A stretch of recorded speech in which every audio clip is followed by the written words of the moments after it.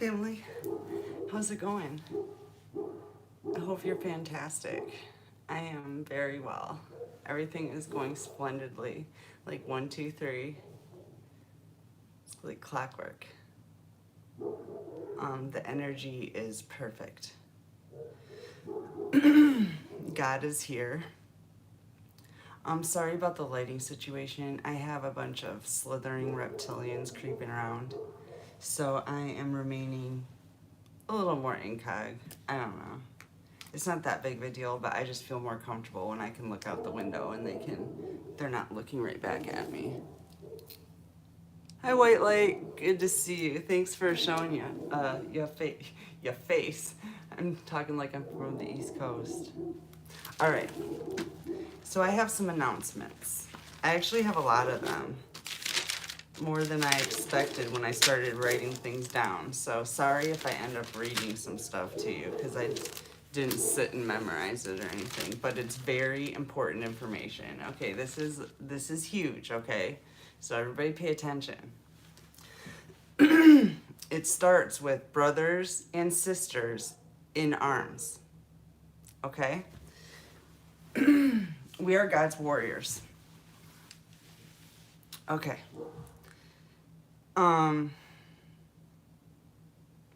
Let's see. First, I want family, I want you to take comfort in the fact that you have had major tragedy in your life. This is your badge of honor, okay? Like, this is exactly it. This is what you wanted. Because this is what sets you apart, okay? This is how you know that you are one of God's divine elect. You resonate with major tragedy in your life, you are chosen. Okay? It is an honor. It is an honor to go through these things because we are about to take every single one of those people out. It is an honor. Okay, also, I wanted to talk about my friend Tanawa Downing. Good job today. That was flipping amazing. You were on fire, okay? That was fire. That was so exciting. I cried, I laughed, all of it. It was all of it. And I was trying to leave comments through the whole thing, but those got blocked. I think about 11 minutes in, I couldn't say anything. And, well, no one could, apparently. But, fantastic job. I resonated with everything. Everything. You were just right on point. If any of you are wondering what I'm talking about, Tanawa Downing is in Tulsa, Oklahoma. And he is a civil rights legal litigator. I hope I got that right. And he is basically uncovered a very well-known fact, and that's that all our constitutional rights have been stripped. But he's willing to stand up and fight. And I'm willing to stand up and fight next to him. And so is my friend David Thompson. He is also a legal expert. He is a crusader in this fight as well.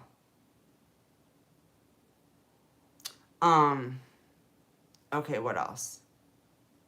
Yes, it was amazing. I was so impressed. Okay, and so now I want to paraphrase you because I'm not going to quote you. Oh yeah, go to Hertwick Art. I posted his, it's a radio interview he did today in Tulsa. I think it was today. Probably was. But I have it posted on my site. It is the most amazing thing. If you guys want to see proof of the New World Order, watch that. You will cry, you will laugh, you will sing. And you will be like, oh, I see why you love these guys so much. They're flipping amazing, okay? All right. Yes, I'm going to paraphrase you, Tanawa. A wise man, Tanoa Downing, once said, paraphrasing, "No good deed goes unpunished.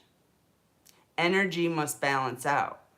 God's warriors are only suffering so greatly due to the extreme amounts of good they are placing into the world." And then this is me. I say, don't think that this extreme imbalance of fairness won't be balanced out in a large scale. Okay, it's coming. Okay, what else? Yes. Tanoa Downing has uncovered that it is illegal to be arrested in the United States. It's against our constitutional rights. It is illegal to be arrested. It's mind-blowing, right? So anybody who's been arrested has some serious grievances because it's a terrorist act. Okay? It's against your constitutional rights. It's like so simple. It's so simple. Okay?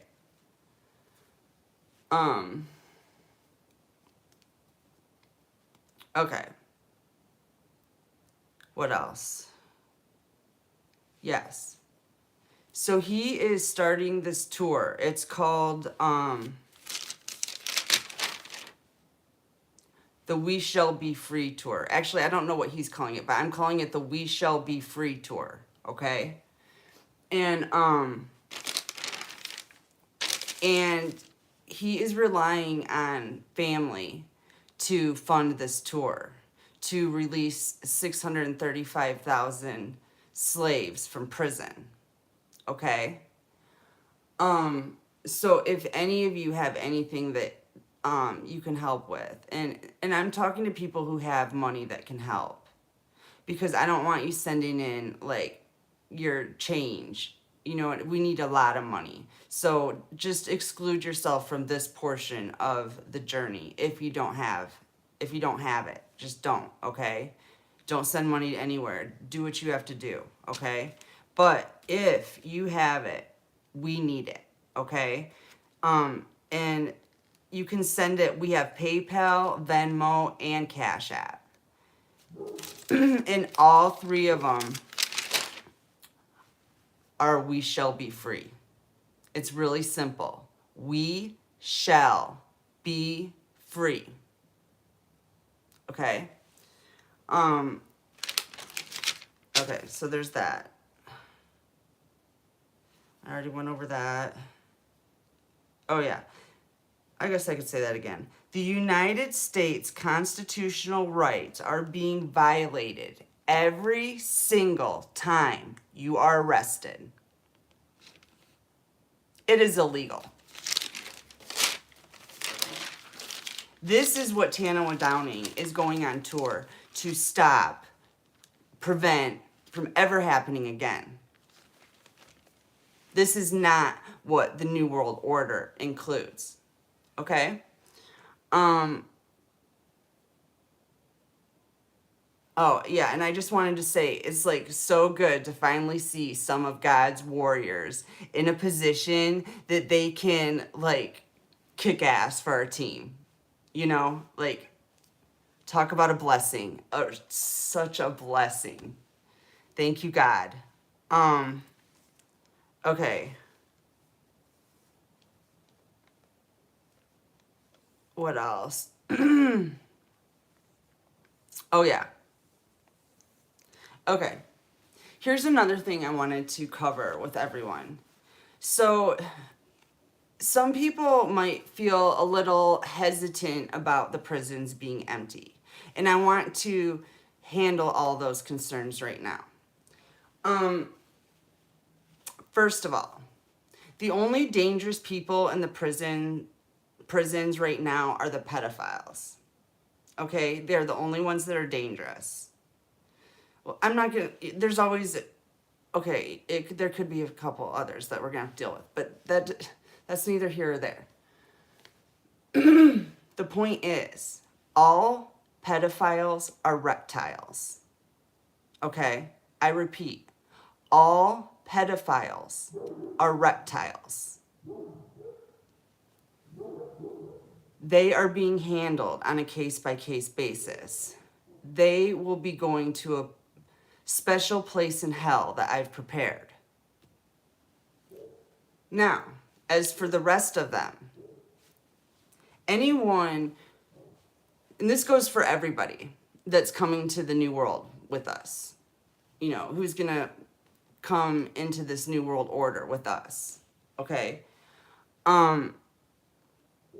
There are going to be camps set up for healing. A lot of people haven't been through their dark side of the moon, dark side of the moon yet.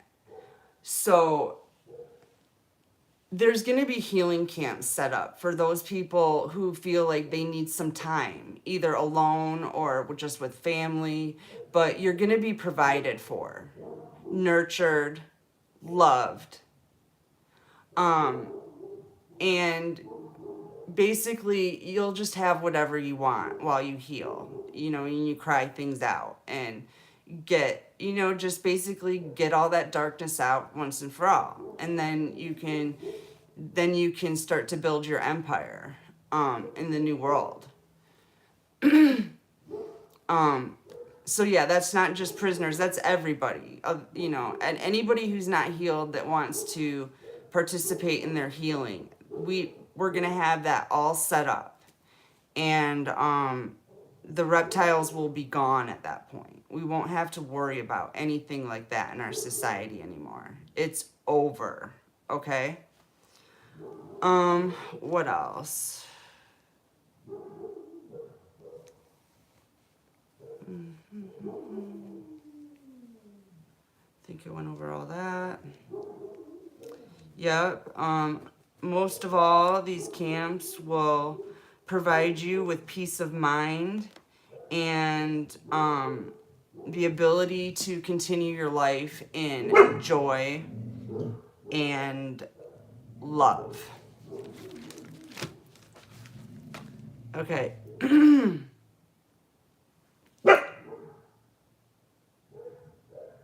Oh, yes. I'm happy to announce there are still a few trolls left. I was starting to feel a little neglected, and I'm glad you popped up for me. Thank you. I still don't want to talk to you, but it is nice to see you. It helps, you know. It helps make me know I'm on the right track. You, like, ping me that way. It's like a ping. I'm like, yep, okay. Anyways. Next. I already said that.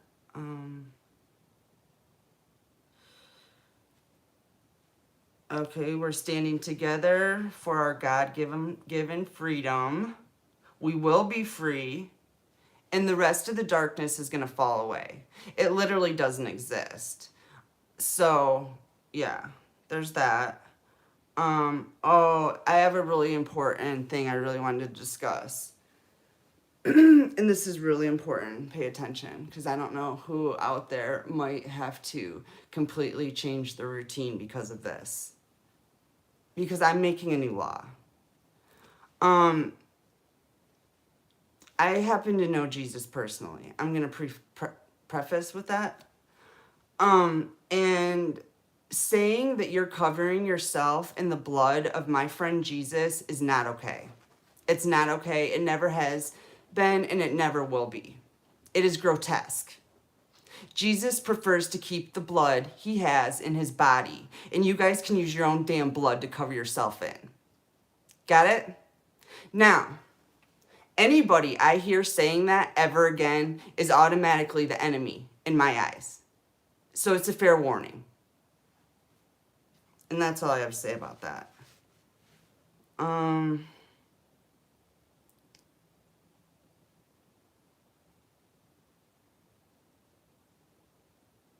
Yeah, I said that. Okay. Oh, yeah. Also, don't worry about the reptiles. They are actually currently being flushed out of their cave abodes. And also, I was listening to a reader earlier. I can't remember his name now. Shoot, I always do this. But he was tortured by the things he saw in his dreams last night. They attacked our dreams last night.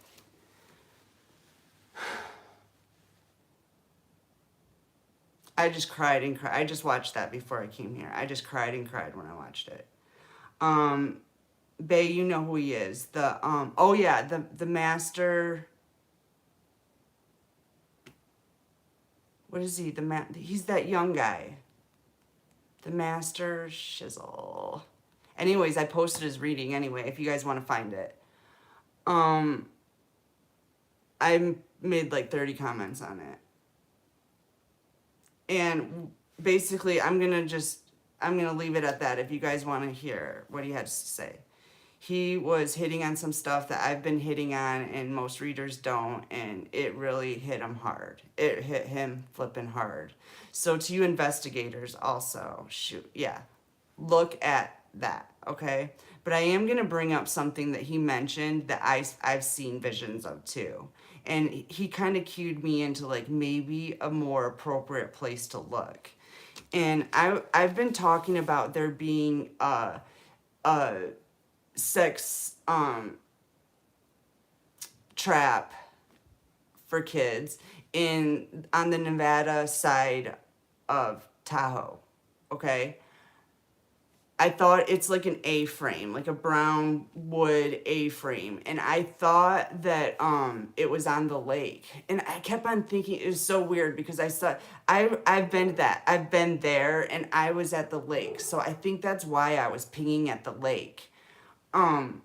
Because I kept on something in me kept on saying they're not going to have a trap house right by the flipping lake. Like it didn't make sense.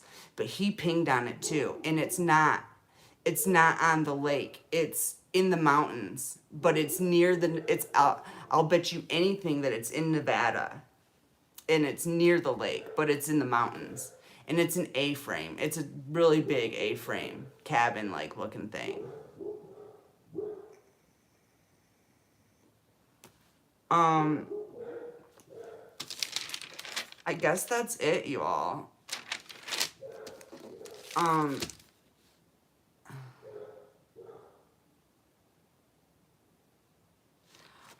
There is a civil rights protest in Washington, D.C. on December 4th. I hope anybody in the area makes it there for sure. I'm going to get the exact address of where, I don't know. My friend, you can look at my Facebook page, but my friend, I actually asked in a post, but my friend David Thompson did suggest an address of some politician that lives there that maybe everybody might just want to check out where they live, just kind of see how they live and speak your mind while you're there. Oh, my new friends have such a great sense of humor. Oh my gosh, they're just like me. They're just a riot. We're gonna have so much fun when we finally get this flippin' final battle complete and we can just chill and like compare stories and all that fun stuff. It's gonna be so fun. But I can't wait. It's gonna be so fun. I'm already having so much fun. Like everything's completely changed for me. Knowing who my team is, and I mean, I'm sure I have more on my team, but I've got a good team already, and I'm really thankful for that. I mean, I've got a great team. I've got a bulletproof team, and I'm so excited about that. It's unbelievable. This is like a dream come true. I kept on saying, why would you come here to do this? Like, it's so miserable. Why would you do this? And like, ever since Thanksgiving, it's been like my birthday. It's like, this is why. Because this is the fucking coolest thing to ever see. This is the coolest thing to ever see. I thought when marijuana became legal, it was my birthday. Okay, so you can imagine. I mean, and I've been thinking that ever since. Like, anytime I see that marijuana is legal, I just like, I remember when I was a criminal. I remember when I was a criminal, you know? And now Midland courts are trying to make me a criminal for weed again. They're saying that they're not approving my medical marijuana. They don't think it, and literally Judge Karras is the, I was told by the head probation officer, I was told that he has never or that maybe one case he turned down because it was so like crazy, but like he never turned down cases. I had nothing to worry about. And so I was like, cool, then I can just start smoking weed again. Because the only reason I was and the only reason that I was gonna have to drug test for weed is because they gave me 2 different breathalyzer machines that didn't work for alcohol. I was supposed to be in there for alcohol, and I was not drinking, and they kept on saying that I wasn't taking my test. Well, I got it on video that I was, at least one of the tests they accused me of not taking, I have on video. And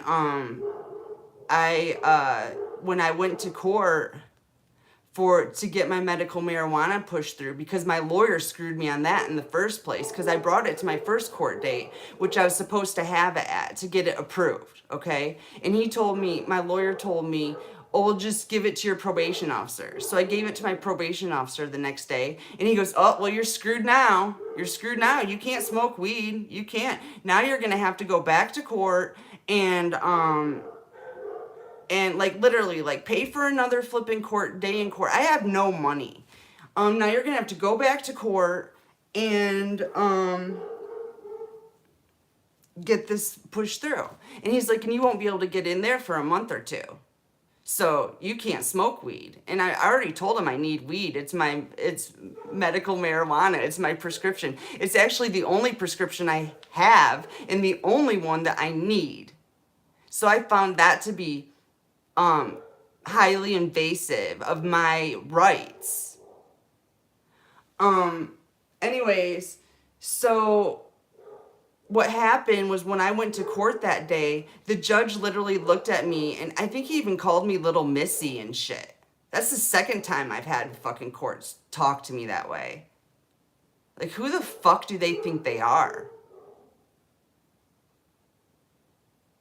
And then he said that he didn't think I needed weed and that he wasn't going to approve it. And I stood up and I said, well, I want you to know I do need it and I will be using it. And he said, well, I want you to know that I will be violating your probation, which my probation hearing was 7 days later. And that's when, 7 days later is when I left town. Because I'm not going to prison for this shit. And the original charge is on a 3rd offense drunk driving with my 2 kids in the car, because anytime I drink and drive, they already know, and I get pulled over and arrested. And I always pass the sobriety test prior to being arrested. Every single drunk driving I've had, I can say the ABCs backwards. I remember every moment of it. I was not inebriated.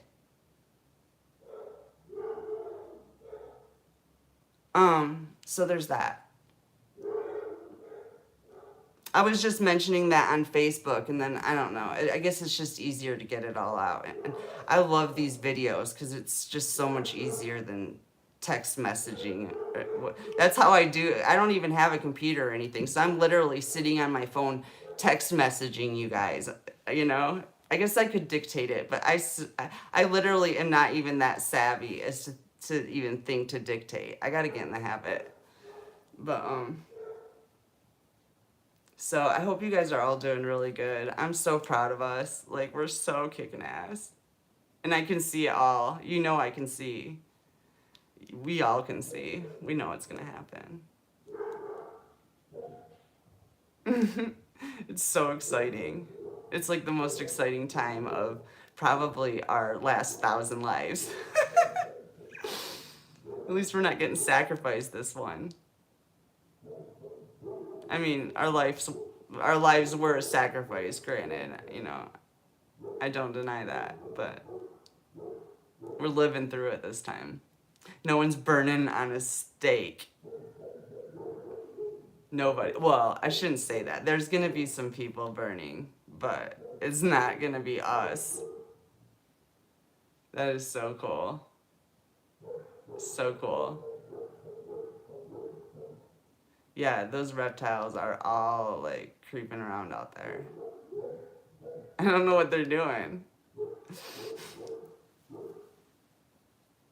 I guess they just want to see the star in action.